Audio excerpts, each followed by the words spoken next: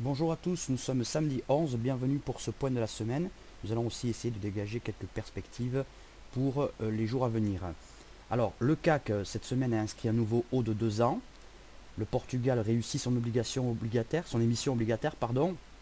C'est bon de le signaler puisque le Portugal applique une politique d'austérité et qui semble fonctionner et qui semble rassurer un peu les marchés au même titre que l'Irlande. Le Nikkei a continué son ascension profitant de la chute de sa monnaie face au dollar. Il y a une corrélation très forte entre le Nikkei et l'USD-JPY, on le sait. Et on a beaucoup de titres qui montrent des signes de faiblesse, sur le journalier en tout cas, nous allons le voir dans le point technique. Alors le market map sur une semaine, bien c'est du vert à peu près partout, excepté sur le secteur produits ménagers et de soins personnels. Donc vraiment du vert, on a eu une semaine de vert. Et vendredi, du vert, par contre on a un secteur bancaire, on va le voir tout à l'heure notamment sur le crédit agricole, qui montre des signes de faiblesse. Alors le marché graphiquement. Nous allons commencer par le CAC 40. Alors le CAC, toujours à proximité de sa résistance oblique, ici. D'accord.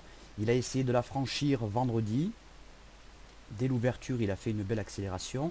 Et pour l'instant, eh bien, il clôture encore en dessous. Alors, on va aller voir l'hebdomadaire. Et voici la situation en hebdomadaire. Donc, nous sommes toujours là. Alors, la résistance peut-être la retracer un peu. Voilà. Et nous sommes sur cette résistance ici, horizontale. Le RSI, ben, il est toujours acheteur, il n'y a pas de souci, si ce n'est qu'il se stabilise un petit peu. On est à l'approche d'une résistance du RSI. Là. Donc, affaire à suivre dans les jours à venir. On va commencer à étudier quelques titres. Et notamment, nous allons commencer par le titre Alstom.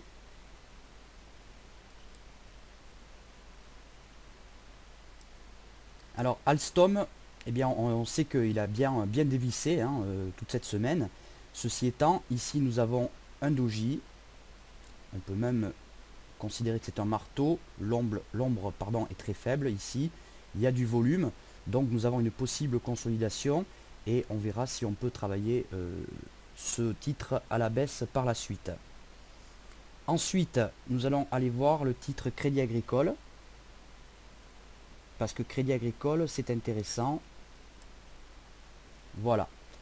Alors, Crédit Agricole sur le journalier, on voit que la lagging span ici est au contact de la 5 span B. Le RSI, bon lui, il est acheteur pour l'instant. Et c'est sur le graphique 1 heure que c'est intéressant. Éventuellement pour les day et swing traders. Alors, ici, vendredi, dans mon point du marché, j'indiquais que effectivement, on avait une possible accélération baissière, mais qu'il fallait être prudent sur cette bougie qui pouvait faire support. On est dessus. Alors, si ce niveau-là casse, eh bien, ça va laisser du potentiel pour travailler le titre à la baisse, avec comme premier objectif les 6, 57, 60. Voilà.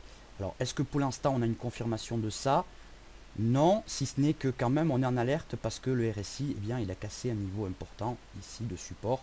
Et en tout cas, il est baissier. Alors même si à très court terme, on peut reprendre un petit peu, eh bien, on va être prudent et on va attendre justement de voir si ce niveau casse. Ensuite, on va aller voir le titre EADS. Hop. Et on va aller le voir d'abord en journalier. Voilà.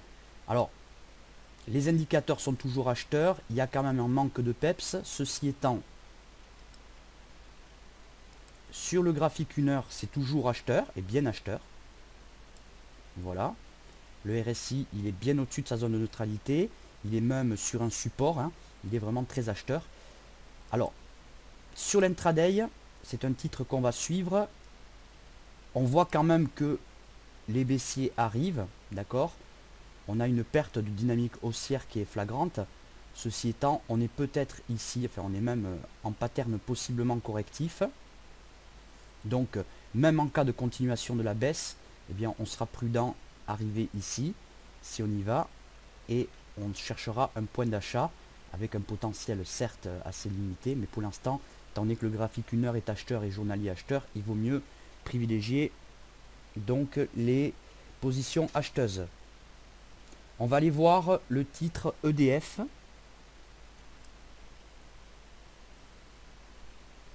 Voilà. Alors EDF, justement, nous étions haussiers et nous disions que nous avons ceci comme objectif vendredi et que la cassure de ceci aurait pu provoquer une belle accélération. Alors accélération, elle n'a pas été très franche. Néanmoins, on a atteint nos objectifs. Nous sommes en lecture de surachat. On va aller voir sur le 1 heure.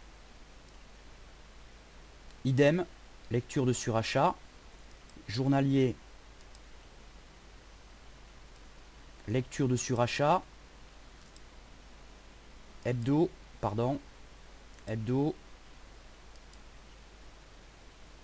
Alors c'est sur l'hebdo hein, que c'est intéressant parce que c'est quand même fortement haussier. On a enfoncé cette droite ici sur le RSI. Bon, la lagging span n'est pas encore sortie du nuage, clairement, donc on n'est pas sorti d'affaire. D'accord? Mais ceci étant, pour l'instant, je suis plutôt assez optimiste sur le moyen terme, si ce n'est que sur le court terme, on peut s'attendre à une consolidation. Ensuite, nous allons aller voir France Télécom. Alors, France Télécom en hebdo, bon, c'est pas fameux, hein, clairement, on le sait, c'est pas fameux.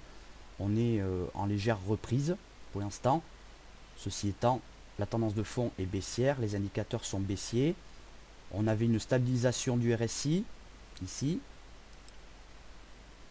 Et en journalier, alors, le RSI, il est acheteur, plutôt pas mal. Et on a cassé ici un niveau qui datait de plusieurs jours. Alors on va voir si la cassure de ce niveau est confirmée. Eh bien cela pourrait donner un joli titre à travailler à la hausse en cas de scénario haussier. Voilà, alors attention sur le 1 heure quand même. Plus beaucoup de potentiel, je m'en rends compte que maintenant. On va aller voir sur le 15 minutes. Ouais, sur le 15 minutes quand même, on finit sur un bel avalement haussier ici. Bon, affaire à suivre. On va aller voir le titre Legrand. Voilà. Alors Legrand en journalier. C'est ce que je voulais voir. Voilà. Alors, peu ou pas de potentiel pour l'instant. Pourquoi? Parce que nous sommes en surachat. On finit quand même, alors après un Arami ici, on finit la semaine sur un doji. Donc possible consolidation. Et on va voir quand même que sur le 15 minutes, eh bien, nos indicateurs sont déjà baissiers. Le 1 heure, pas encore. Si ce n'est que le RSI est sorti de sa zone de surachat. Il a cassé ces deux points bas ici. Donc affaire à suivre. Ceci étant, ben voilà, on a encore du potentiel de correction pour les plus agressifs sur l'intraday. On va aller voir le titre L'Oréal. Et on va commencer par le journalier. Voilà. Alors L'Oréal, pourquoi L'Oréal? Parce qu'il fait du surplace depuis quelques jours. On est au sein de cette bougie là. Voilà. Et on va aller voir sur le 1 heure parce que c'est intéressant je crois. Voilà. On a notre RSI qui est encore acheteur. Il est sur un support. Ce qui veut dire que si on casse ce niveau là, eh bien il ne faudra pas hésiter trop à jouer la hausse. En espérant une nouvelle jambe de hausse sur le journalier. Et pour la correction, eh bien, il faudra attendre un seuil quand même plus significatif. Voilà. On va aller voir vite fait du côté des Américains le titre Apple. Voilà. Alors Apple, pourquoi Apple? Bien parce que j'avais fait une analyse dessus et j'étais plus baissier depuis un petit moment.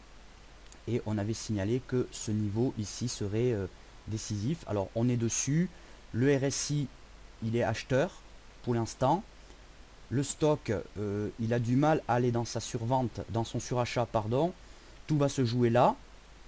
Donc attention, en cassure de là, on dégage un joli potentiel sur le très court terme. On va aller voir Facebook aussi.